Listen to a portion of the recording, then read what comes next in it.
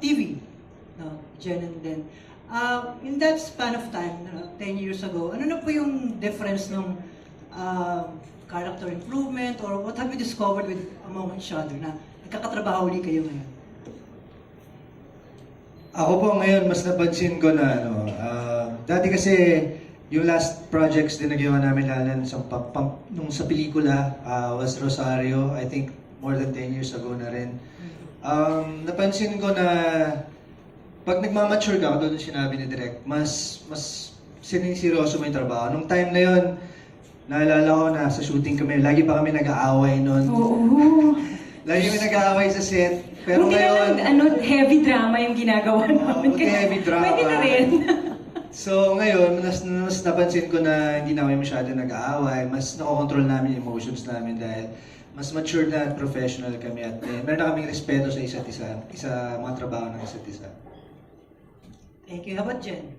Parang na sinabi ni Dennis, iba yung marami kang pinagdaanan eh. Simula nung mga bata pa kami, nagsimula kami mag-taping ni Dennis ng maraming iba't ibang klaseng show sa GMA.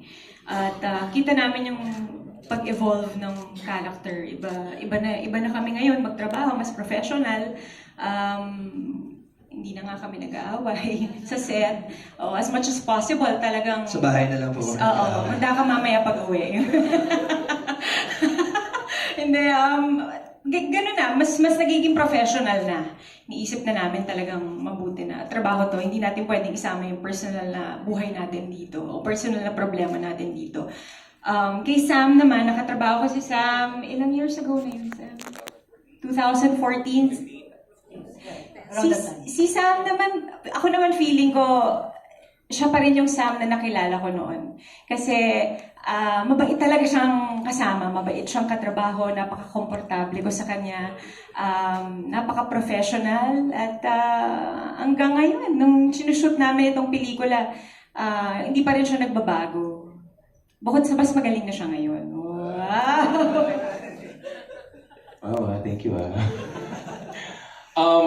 Yeah, like you said, the prenup, mga over 10 years ago. So, isa sa mga dahilan kung bakit tinanggap ko yung project na to was because of Jen. I really enjoyed working with Jen nung the prenup. And yun din na masasabi ko, hindi siya nagbago. Like, she's just very open, she's very giving, she's such a pleasure to work with. So, yeah, I just like before, I really enjoyed working with her. And for the first time, na magkasama kami ni Mr. Dennis Trillo.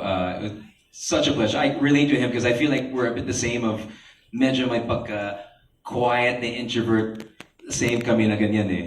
But super bait. Sobrang bait si Dennis. And it's been such a pleasure working with the two of them. And seeing them, kasi for me, it's hard na, diba, yung sinasabi na parang, it's hard to mix work with love and a love life. But seeing them on set, parang it's so easy for them. It's such a refreshing thing to see a married couple work together. It's so easy for them to work together. So voila, they're able to mix that so easily.